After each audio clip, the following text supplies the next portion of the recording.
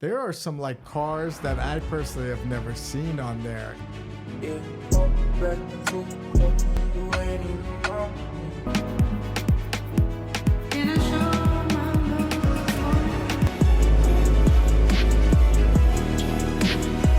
Of course, talk all things cars, which is, one of my main passions. This right here is the world's first and only exposed carbon fibre Aston Martin. 1,948 991 speeds were built. What's up, everybody? On this episode of the Ideal Hour podcast, I have Tom Callaghan, who is basically a car enthusiast. He's also a content creator on TikTok and Instagram with a pretty large following on TikTok, around 200,000 followers, with over 6 million likes, 162,000 followers or so on Instagram. Of course, these numbers may be outdated as of today because he's popular, but he does review and puts out content on some of the most exotic, rare cars I have seen on Instagram, which is why I got interested. And Tom, thank you so much for coming on to talk about cars, your passions for cars, and also the way social media marketing works around the car world. Simon, big thanks for the invite to join the podcast today, and of course talk all things cars, which is one of my main passions. I can talk about a lot of things to do with cars, my journey, but thanks again for joining me today. Of course, I truly appreciate your time, and I'm sure the audience will as well. Let's get into it. Why cars? I have a brother-in-law that can see a beautiful girl and a beautiful car, and he'll just won't look at the girl at all. And so why cars for you particularly? Yeah, I mean, for me, it's the fact that the design can be so different on every single car. I think to most people, a lot of cars look pretty similar. When you go on the street and you see 5 or 6 cars in the first minute of walking, I think everyone thinks they look quite similar. But I know deep down every single one of those cars has something completely unique to it. Doesn't matter what it is, whether it's a very high-end supercar or a lovely classic car or just your everyday car. Every single car has a different design and also a different story to tell. And what gets me going, not sure that's the best thing to say, but what gets me going is those really, really rare high-end cars that are very limited and have some really expensive and unique features on them. I love that, especially the rarer cars. If you look at a lot of or maybe even cars that are no longer produced, a lot of content creators put out cars that are obviously your natural draw, the Ferraris, the Lamborghinis, and kind of modern day cars. Some of them probably get paid to do it, etc. I looked through your Instagram channel, and we're going to link it below, of course. There are some like cars that I personally have never seen on there. And I would imagine it's obviously, is this in London you're getting most of your content, or is it all over the place? Well, so username is SuperCarsEurope. So generally speaking, people think I'm always all around Europe, which I am for some of the year, but mainly based in London here. I went to Geneva recently for the motor show there, saw a few bits of the road, did a bit of content there. Generally speaking, go to Monaco every year. If you've not been to Monaco before, have you been, Simon? I have been one time. I was a lot younger. I didn't know what Monaco really entails. Maybe it was a decade ago, but I want to go back. Yeah, it's not a millionaire's playground; it's a billionaire's playground. It's another level out there. So, I felt broke. I felt broke being there. I'll tell you that much. I remember like, whoa, these people, because they pull up in Bugattis as if it's a Prius, and or even a smart car. It's kind of, the money out there is on a different level, and I think it has to do with their tax system. I believe there's no taxes out there. Yeah, no, correct. Yeah, everyone who's anyone has a house out there, for that reason, for tax purposes. But even like the Casino Square, which is the main place where people go at night, or even in the day as well. To be honest with you, if you turn up in a Ferrari, let's say 458, which is a nice Ferrari, you can pick one up for £100,000, £120,000. Not sure the exact dollar conversion. And maybe you've got 5 of them outside the front. If then 5, let's say, Lamborghini Murcielagos, which is a lovely retro car that I do like, probably my favorite Lamborghini, or a Ferrari, let's say Enzo. Those Ferrari 458s that were parked out there all day will get removed. That's crazy. Yeah, they're no longer being parked in front.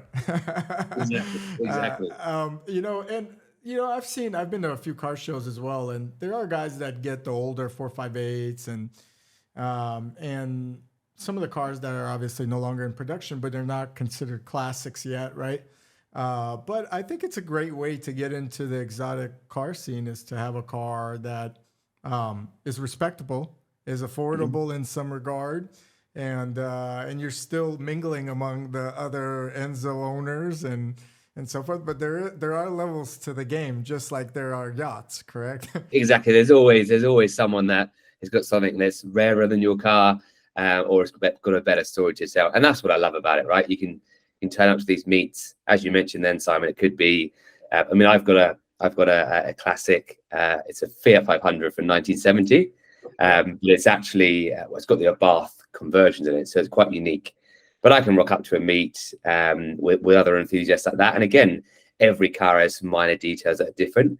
And I just love that kind of community feel. When you grew up, were you really into cars as well? Like, do your parents tell you that's all you played with or admired, or did your father bring you to these meets? How did that passion develop? Yeah, no, good question. I want to get asked a lot, like, how did you actually get into this in the first place? And it was mainly down to my dad, to be honest with you. He's very, very into cars himself. He's actually more into motorbikes, which personally haven't really ever got into. Or I might, but I can't get into motorbikes, I'm afraid. But it's yeah, fun. That kind of, I have a Ducati Panigale, and nice. They're fun to ride. Oh, nice. Yeah. I mean, I hear you get kind of the same thrill, right? For a fraction of the price. I mean, Ducati's not cheap. Let's say that, but that's cool. No, that's cool. But yeah, so my dad got me into it. Took me to loads of car shows. We had a few local dealerships from where I grew up. So one of the first McLaren dealerships in the UK was around the corner from where I lived. And there's a Ferrari garage nearby. So yeah, that was how I got into it. That is awesome. And it's developed. Why did you decide to start your Instagram channel and your TikTok channels? Or did you at one point have so much content because of your passion that you said, hey, I need to put it out there for the world to see? Because these cars are pieces of art. I mean, this is no different than a Picasso on some of these, in my opinion. Yeah, no, definitely. As I should have mentioned that earlier in terms of why cars and what I love about them, they are pieces of art, every single one of them, which I completely agree. But yeah, how I got into it, I was getting that content. I was going to those car shows as a young boy with a pretty crap phone. Wasn't great, potato quality, but Instagram started becoming a thing. And I was seeing a few other kind of content creators or just general people posting pictures of rare cars, and they were doing very well. So I thought, let's give it a go. Despite the quality being rock bottom, let's give it a go. So yeah, started posting on Instagram first. Got quite a bit of following quite quickly, which I was surprised about as a young kid. But then I went to university actually, and then it stopped for a bit. Just socializing, do the university stuff. Cars kind of took a back seat. And yeah, after that, I kind of picked up again, and it's been going well since. But the passion never faded, huh? Even though you went to study, it was kind of always there. Yeah, exactly. I actually went to, I was at university in Oxford, and there's not many cars there. It's quite a pedestrianized, kind of clean city. So they try and get rid of cars from the center. So that's why I didn't see many. I think that's why the content dried up a bit. But oh yeah, the passion was still there. Absolutely. Very good. And then as far as London has probably one of the biggest car scenes in the world. I would say London, maybe Miami, Dubai, obviously, maybe Los Angeles to some regards.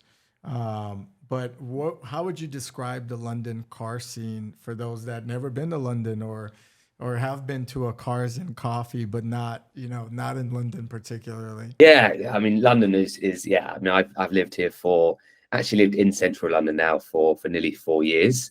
And before that, I lived very close, so I was always up here. And the best thing about it for sure is, okay, you might see the same Arab owners come over every year from Dubai, the UAE, and bring some crazy exotic cars. And if they're here, they stay for about a month, 2 months, and you always see those cars, which is great. But the thing I love most about London is the fact that the actual locals, the people that live here, they have their cars stored up in these private garages, and you could walk out any day of the week, any day of the year, and you could see one come out. There's no doubt about it. These rare cars sometimes come out a handful of days a year, and it could be any time, and you could see them. You just have to be lucky most of the time. That is incredible. I've been to one or two of those type of garages myself, where the first time I went in, I said, wow, this is just amazing. Like you just, for some reason, you have this smile on your face and you cannot turn it off. I'm sure you've been to some incredible places as well. Do you recall any particularly, or whose collection? Yeah, I mean, in terms of things that I've seen over my time, I mean, as I said, I used to go to kind of Geneva Motor Show. I did go this year. Not quite the same anymore because COVID, unfortunately, had a big impact on it, and most of the big manufacturers haven't come back. They're not paying their thousands to have a stand there anymore, which is sad to see. But that's the kind of first event I used to go to, and I used to fall in love with it every single time.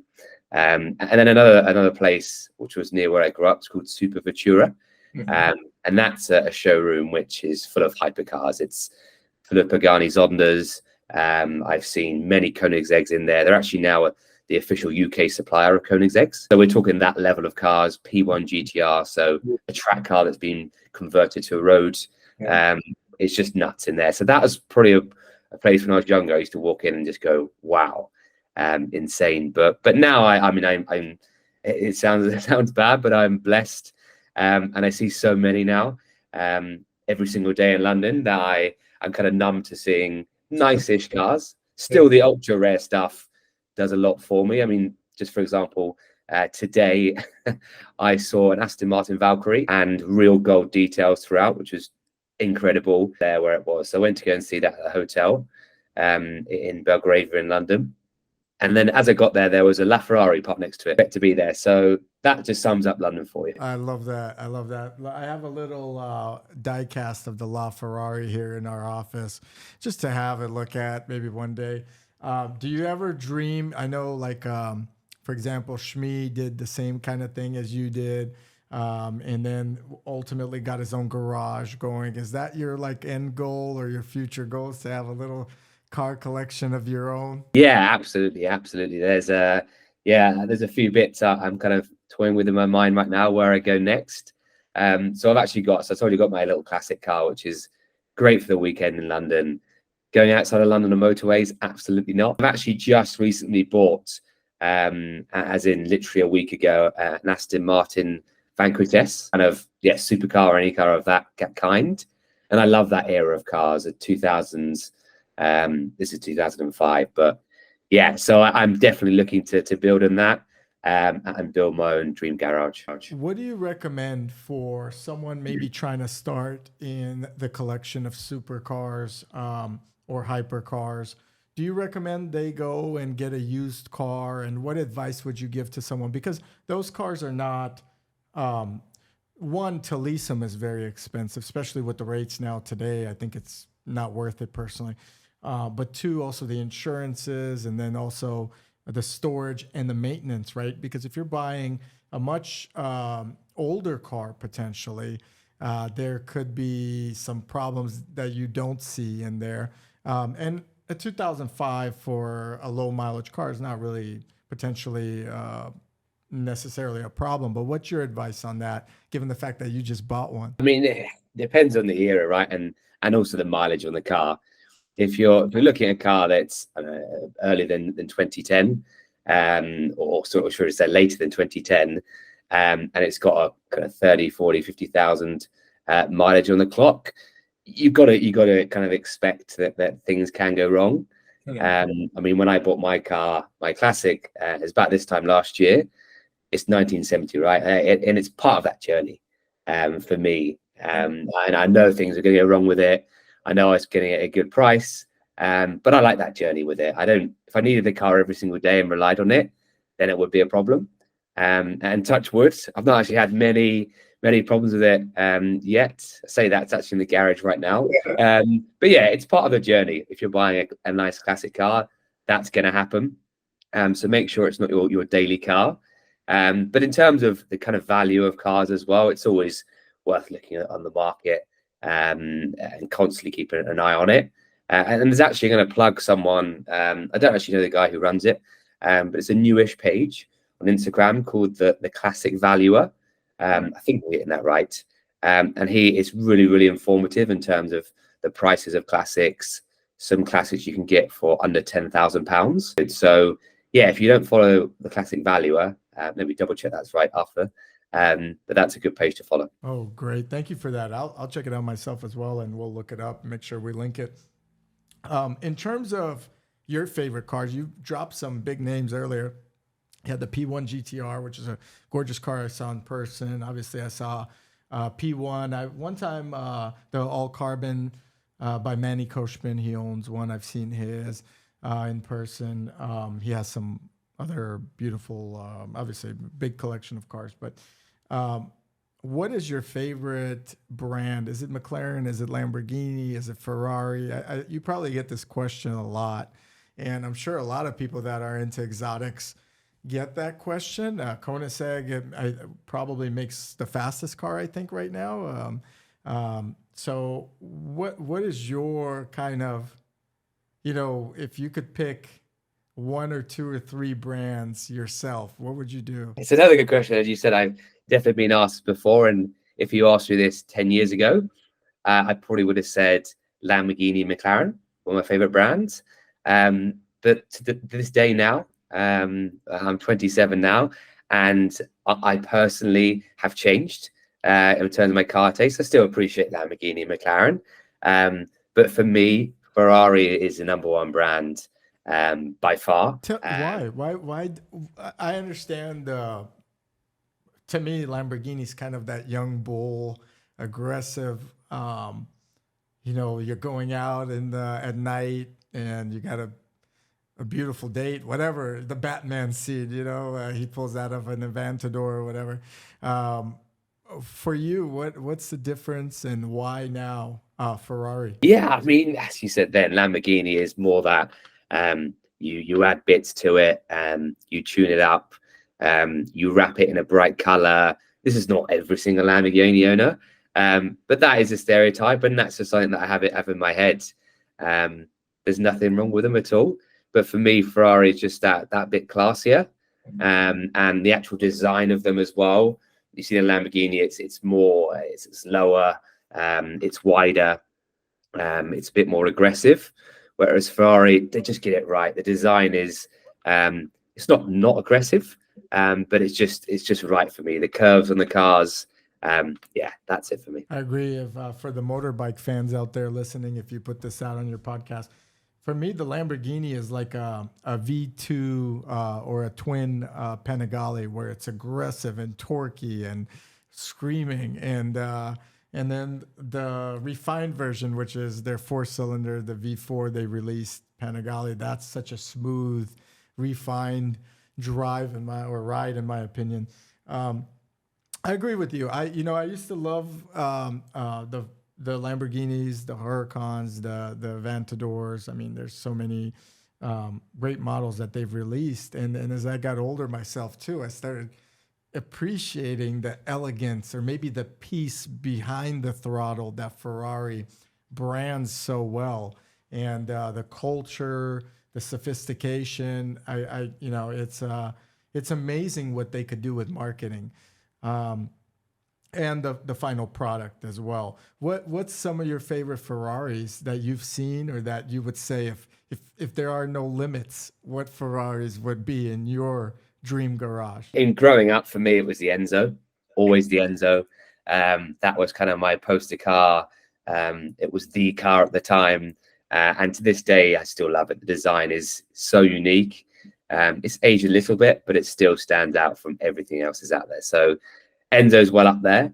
I actually saw, this is a rogue one I'm going to track out here, but one of my favorite cars I've ever seen, probably the best car I've ever seen on the road, was a Ferrari SP3 JC. It belongs to a very high-end car collector who actually also buys and sells, who's based in the UK, John Collins. And he got two of these cars. So SP3 JC, there's two different variants. One's right-hand drive, one's left-hand drive. And he got both of them made for himself. John Collins, he owns Tallow Crest, which is a very, very exclusive dealership in the UK. Beautiful. That's incredible. And I love that. He's got a left and a right. It's like having a black-faced Daytona and a white-faced Daytona. You know, you got it's perfect. In terms of Pagani, do you ever see value in that brand, or would you say this is also a work of art? I know they use the Mercedes engine and so forth, but how does Pagani rank in your list of like wow cars? Yeah, I mean, you mentioned Koenigsegg earlier, and we're talking about Pagani now. They're both for me in that same bracket. They're extremely unique brands, and they're not just trying to disrupt the market by bringing out one or two cars. They've really gone for it, and they've really established themselves in the market. Talking about Pagani themselves, they're a work of art. They really are. The attention to detail in those cars is just next level. Horacio Pagani, the founder, who's still alive, still with us, is just a magician. So yeah, I got a lot of admiration for Pagani, and I actually went.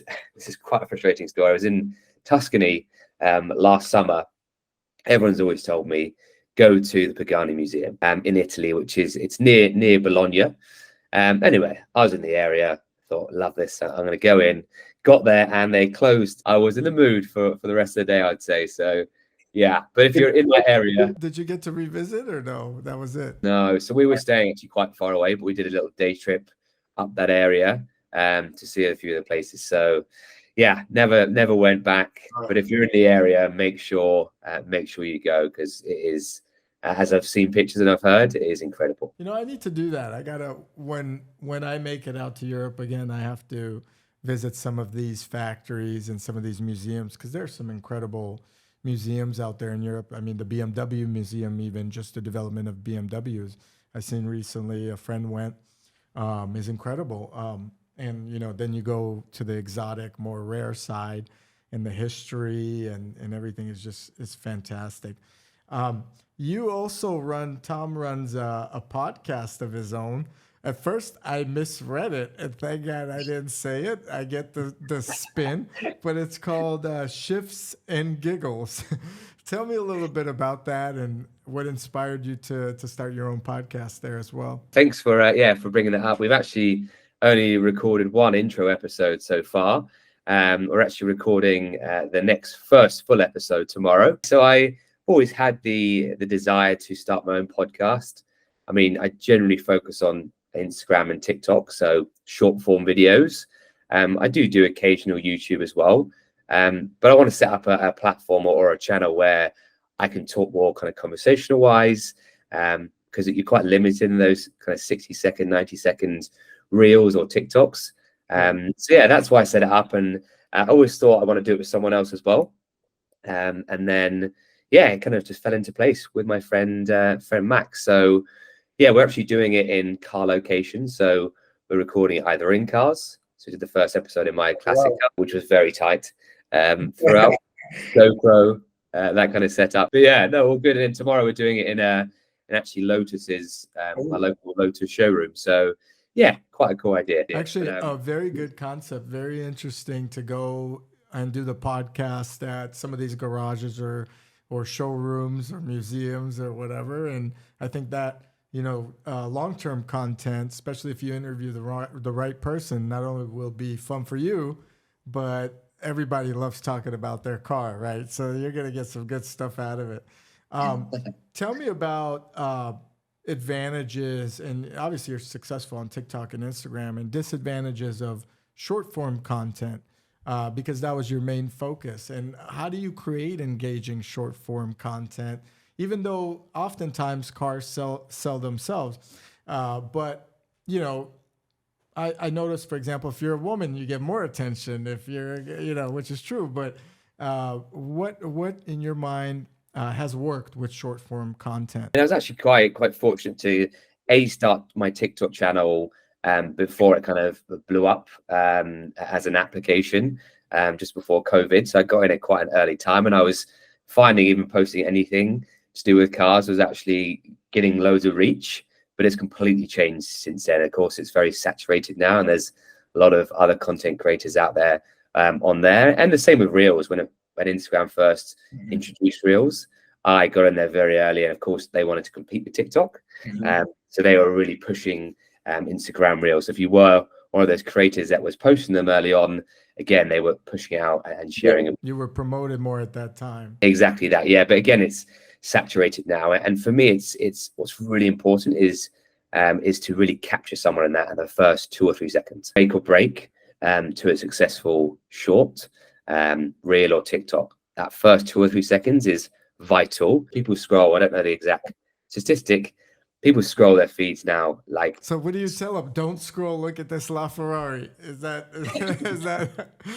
what's your take? What do you say to them in that 2 to 3 seconds? What's like? Give me an example for the audience. Yeah, I mean, for me, even stripping it back a layer and not having any pauses in that first 1 or 2 seconds, which again I maybe used to have done. They call it the millennial pause, I think it's called now. So in that, so don't have any break at all. So as soon as someone scrolls, if there's voices in it or music, it got to hit them straight away. And I personally do a lot of voiceovers in my videos, so I'm straight to it now. Like, as you scroll, you'll hear me say this, almost like trying to get your attention straight away. So there's a layer of that. And also, I mean, text on videos still certainly helps.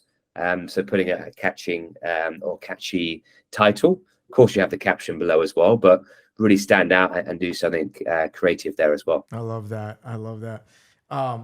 In terms of your audience, how important is audience engagement, and how much time does that take of yours? Are you putting out a video and then maybe replying to a couple comments, or are you sitting there on the weekend not able to take your date out because you're on your phone the whole time replying to everybody? Yeah, no, I mean, I always think there's part of me that probably should reply more than I do, but a lot of the time comments are just, there's nothing really to add to them in terms of a reply or any value. But yeah, I mean, a big tip is always stay active, right? Always be engaging with other people's content. Always try and look like you're a thought leader in the space, whatever space you might be in, cars, lifestyle, fashion, whatever it is. Always be active and be engaging in conversation. So yeah, it's definitely important for me to continue and keep on top of things and acting like as I mentioned, a thought leader. Have you driven a luxury car before, any of these particularly?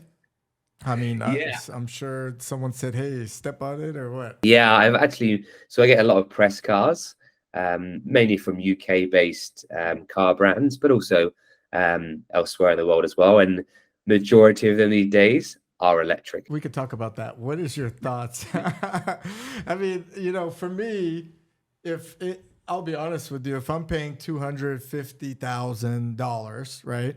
Let's say for an exotic car, I'm not going to drive it every day, most likely. I want to hear it roar. I want to hear the engine. I want to feel the car.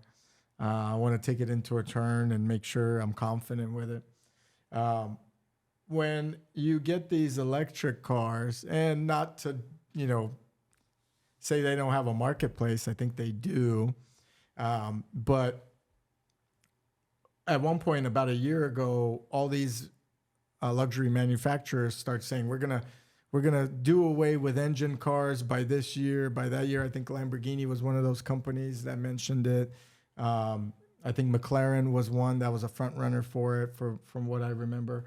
And then I think they backtracked. But what is your take on that? I mean, the engine, the sound, the exhaust, the tunnels, people just filming it is so, it's such an experience that I think if they did away with it, that would, for me, kill a piece of my heart that loves luxury or exotic cars. I mean, yeah, you spot on there in terms of the end. I couldn't agree more. I stopped short of my last answer because I didn't want to go into too much detail. But yeah, I've had many electric cars now and driven many electric cars, and they aren't as exciting. That's just my take on it. I was very open and positive about the change at first. A lot of people straight away wrote them off and said, no, I'm not interested. I gave them a go. And yeah, I mean, when you first drive one or go in one, you will, when you're on a standing start and you put your foot down, you will zoom. It doesn't matter whether you're in a BMW i3, which is one of the first kind of mass production electric cars from a big brand like BMW, or you're in I just had a Lotus Electra last weekend, which is Lotus's first hyper SUV, but of course electric.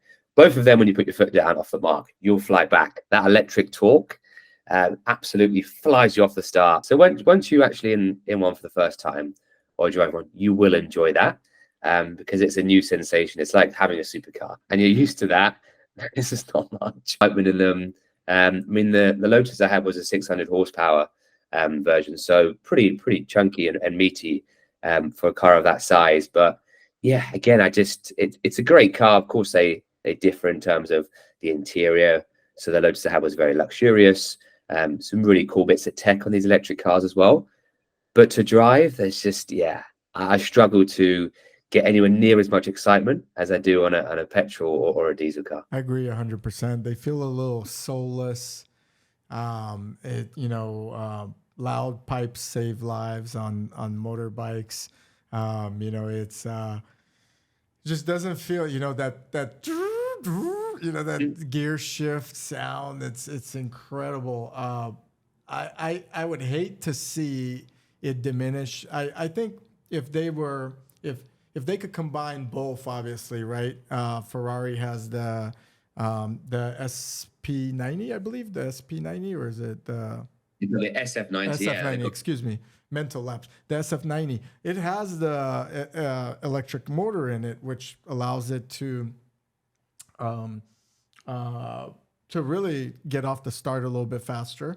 I think if they were to implement a hybrid version like this in cars, that may give you the best thrill of both. But if they take it away, and I have my option to buy a classic Ferrari with an engine or a brand new Ferrari that's all electric, I'm not going with the all electric version personally. It just doesn't. It doesn't. I don't know. There's something about it. It's set to save it. I think they need to understand that. I hope podcasts like yours or influencers like you can get that message out, because people start building on hype, and then they turn around and go, "Oh my God! Like what did we do? It's not practical, maybe not convenient."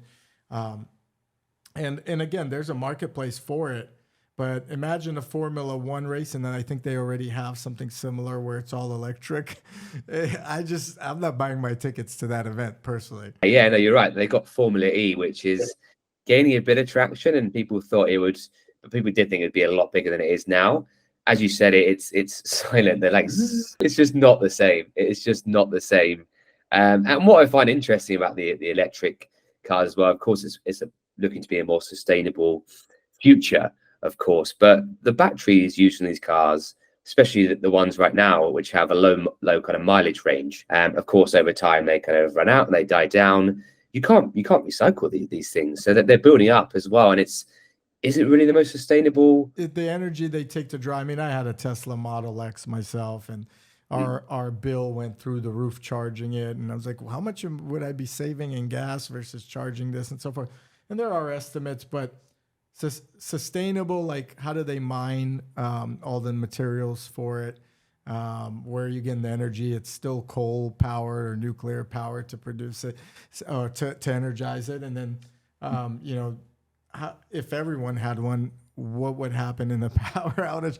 There's so many things involved. Not saying, again, I think for a commuter car, like maybe a Tesla Model 3 or Model Y, I think they're great if you're going short distances and so forth. But for an exotic car, I just wish they would further pump the brake and really give us what we really want, which is, fast, quick launch, and then loud, and so forth. What are some of your favorite exhausts? Let's talk about that. There, for example, I know some people that have a 812 super fast Ferrari. It's a beast of an engine.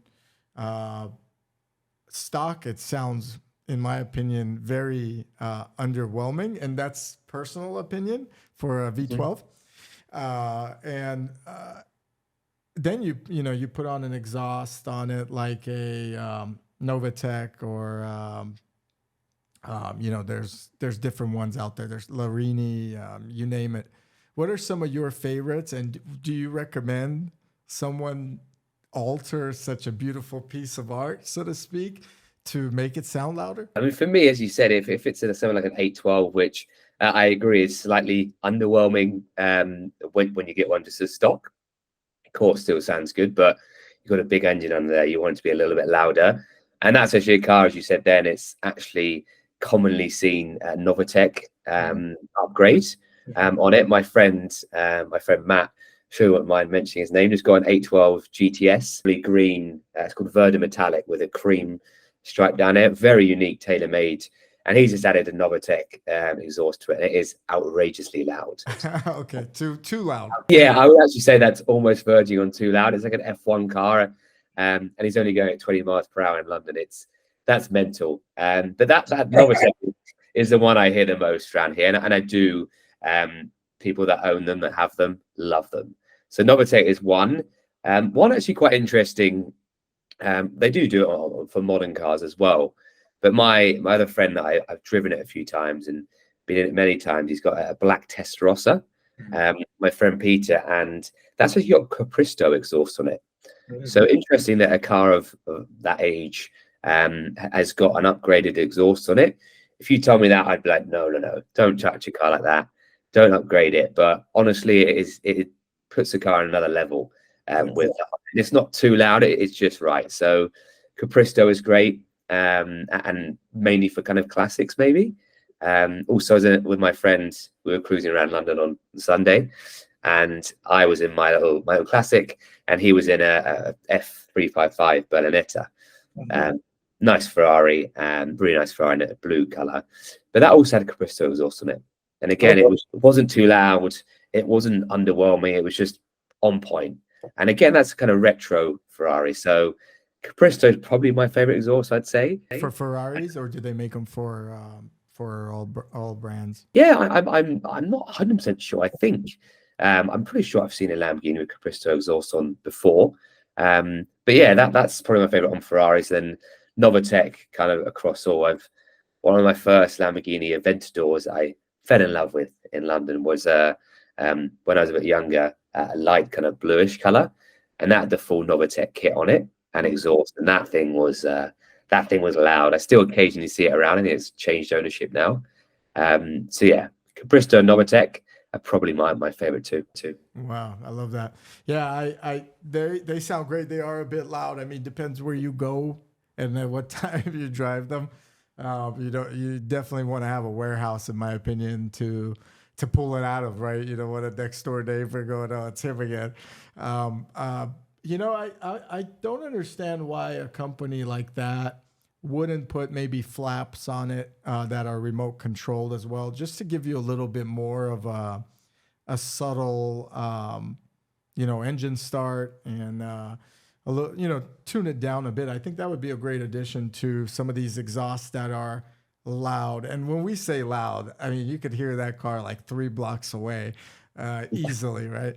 So maybe that's a cool feature. And I think there is a company, Fi Exhaust, FI, I think is their name. They do have flaps from what I've seen, or remote control flaps. And I want to see how that goes, but have you experienced that type of exhaust yet in person where you can flip a switch and all of a sudden you're like several decibels lower or more reasonable? I'm pretty sure, as I said, my friend Matt, who has the 812 GTS that I was in recently, I don't hold me to it, but I think you can control. I think there's 3 different kind of loudness levels to it.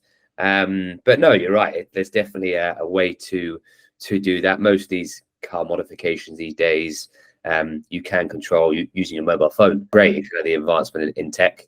And I think exhausts, especially the more modern ones, you can control them. And yeah, it's needed. I think it would add such a variable. I mean, if you're driving to like a beautiful in the countryside, you know, you may want to turn off that loudness.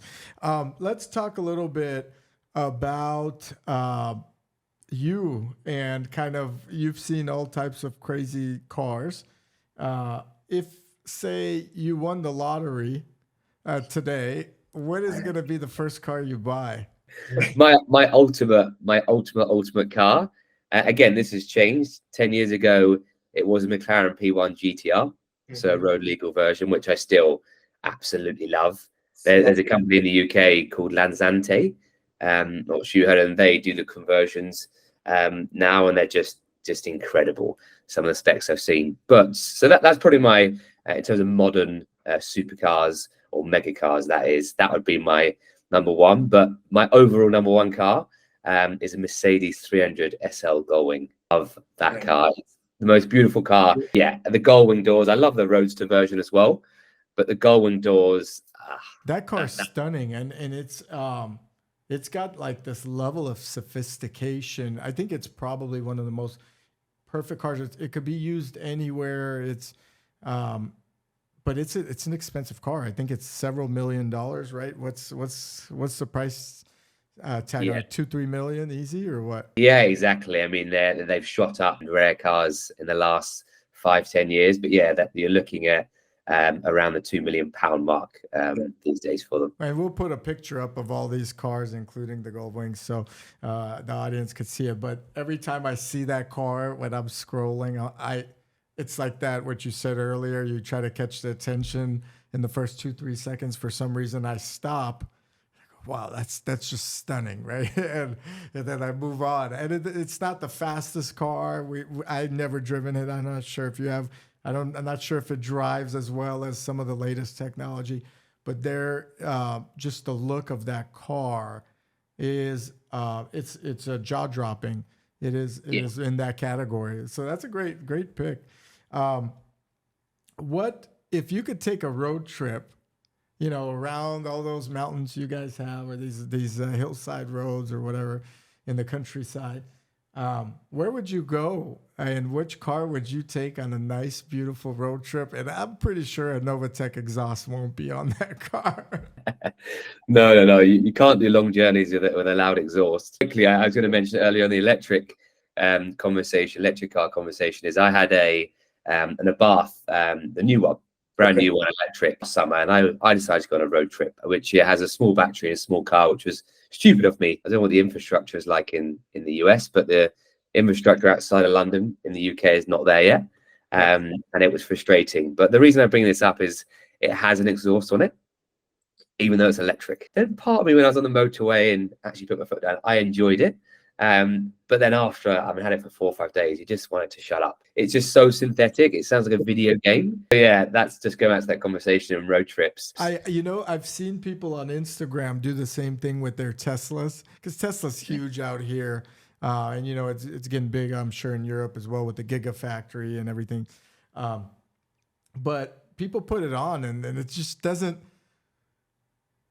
It becomes a trans car or something. You know what I mean? It's just not either have an engine or don't include the exhaust. I mean, if I was taking a road trip, I would want like the 812 stock exhaust where you could use it on the lowest settings, so to speak.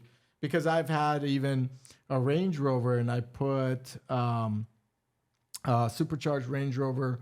I matte blacked it. It's on my Instagram channel at Simon I Know, like in one of the photos. And I put a Quicksilver exhaust, which is very popular in the UK as well. And at certain points, driving that hum of like a long road trip, maybe to a lake house or whatever, it's loud. And you're just like, please stop, turn off, or how do I turn this off? And I told my wife then, I was like, you know what? I don't think I'm going to put on another exhaust if we ever can't shut it up. So, road trips, I think to enjoy the beauty, right? I think you would agree, Tom, you have to have a subtle environment. Yeah, absolutely. You're spot on. And yeah, sorry, going back to your question on that. I mean, for me, there are some roads in Norway, in Scandinavia, which are just stunning. Specifically a region called the fjords. There, I need to drive some of those roads. If you're listening, look it up. And the best roads kind of to drive in Norway, they're just outrageous. And for me, if it was in the summer, it would either have to be 300 SL roadster version or a Ferrari 250 California. Yeah, again, the design and they've aged so well. So yeah, that would be it for me. What about you? If I was to take a road trip, I'd probably go with a Ferrari, maybe a Pista, or a 458's okay, but 488 is a nice one. It's I would try to do the curves. Maybe even 911 Turbo S, just on kind of more of a subtle approach where it's not over the top like a GT3 RS or a GT2. My dream car would be right now, if I get my first car, and I've been close. I almost bought a couple like Ferraris since business, but then COVID hits and you're like, should I spend the money, this and that, or a real estate opportunity comes up and I jump on those. But I would say if I was to buy a car, I'd probably get a GT3 RS, which is kind of common for the first time owner of one of these, I guess, exotic classes. It just seems like a fun car, and it wouldn't be my daily, and it gets respected. It's an everyday. It's less maintenance, I would say, than a Ferrari.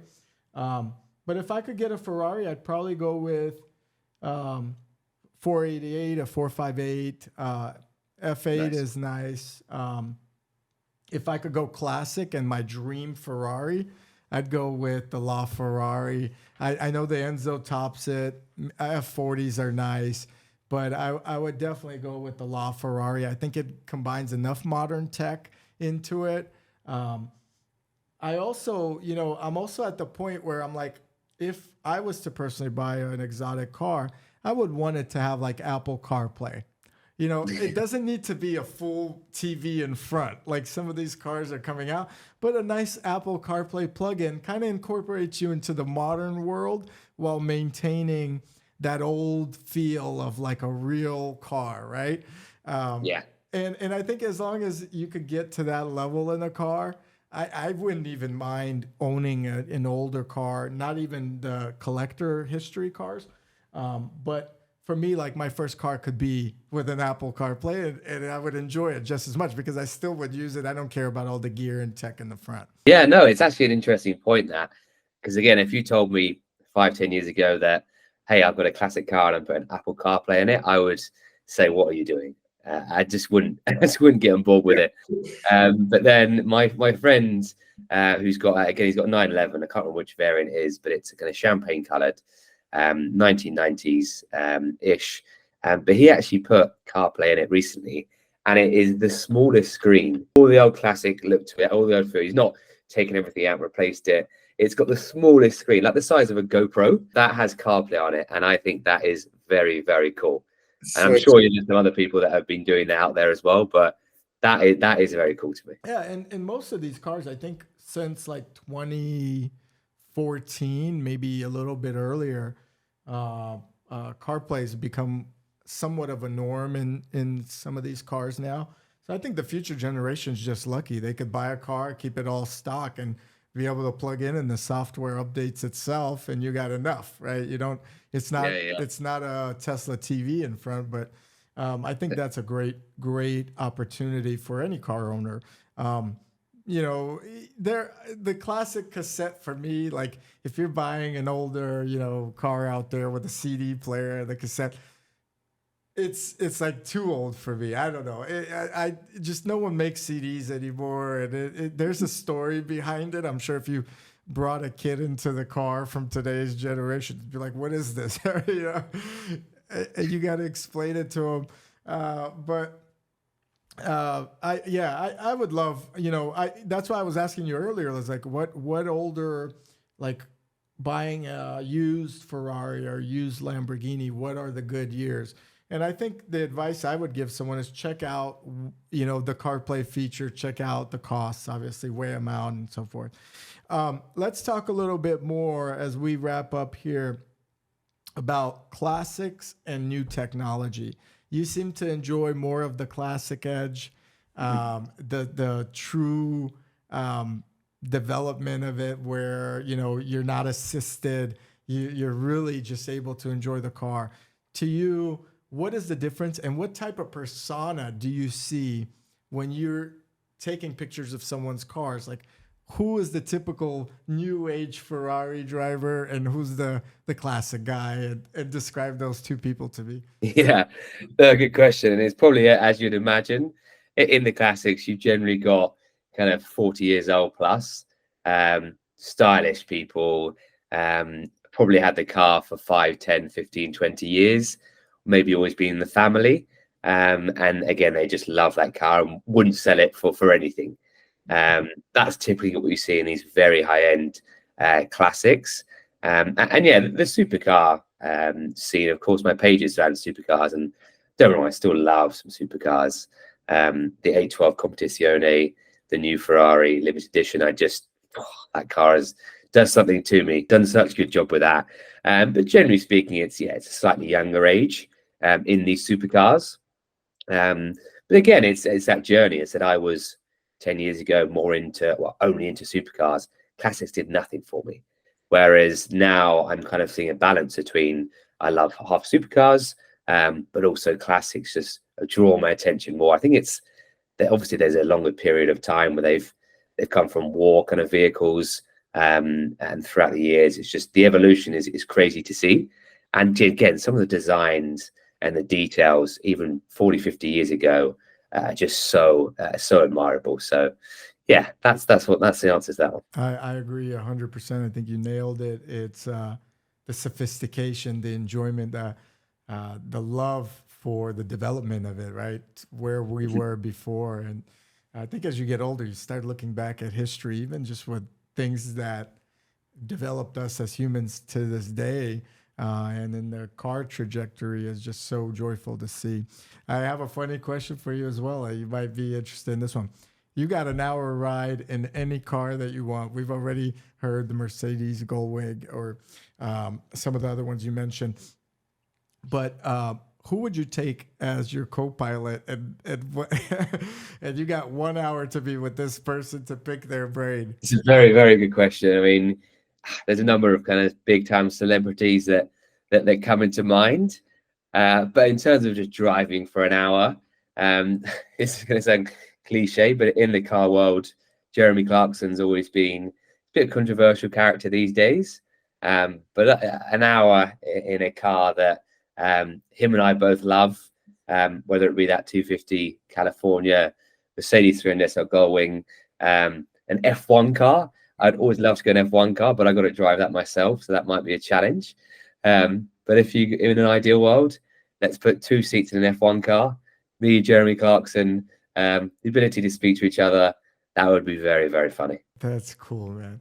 And then as far as like, I know you mentioned you're 27 earlier in the podcast, so very good age to be. Congratulations.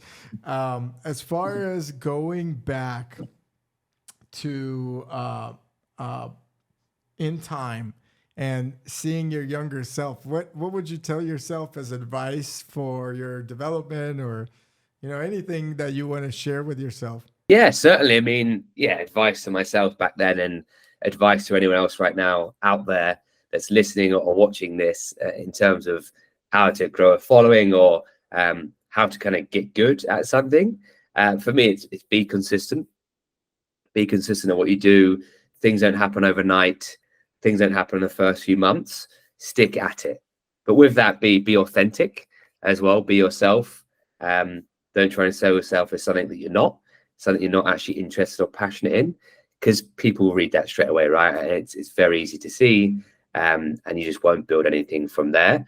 And also, we talked about earlier, be active, right? This is more talking about social media, generally speaking, but always be active, always be engaging in conversations, looking like a thought leader in the space, and always don't be afraid to give your real opinion. Love that. Yeah, I think being consistent and active is key with anything you do to be a success. Really good advice. Thank you so much for that, Tom. Final question, stick shift or paddle shifters? Yeah. Okay, good. You know, I hope they don't make them obsolete. It's becoming a very hard to find thing to drive stick. And I bet a lot of the millennials don't know how to, I would imagine, especially in the States where cars are no longer produced. I would agree. I had some fun times driving stick, and I do miss it from time to time. So really good podcast. Thanks, Tom, for coming on. Obviously, we'll link all the information below. We'll show pictures of these beautiful cars we both discussed. Guys, there you have it. Tom has a wonderful, wonderful social media following, passionate about cars, some of the most beautiful cars I've seen on his Instagram. I personally don't have a TikTok that I know of, so I haven't checked it out, but he's on there as well, and we'll link it below. Tom, thanks for coming on and chatting about cars, and good luck on your podcast here, soon to launch, Shifts and Giggles. I just love the name. So hopefully send me a link when you're done with that. I definitely want to check it out and link it as well. And thank you for coming on. Yeah, no, thanks, Simon. I really appreciate the invite today and really enjoyed the conversation. And for anyone that's listening, and for you, Simon, if you're ever in London and you want to get involved in the car scene and find out what it's all about, drop me a message on one of my channels and I'll be happy to do that.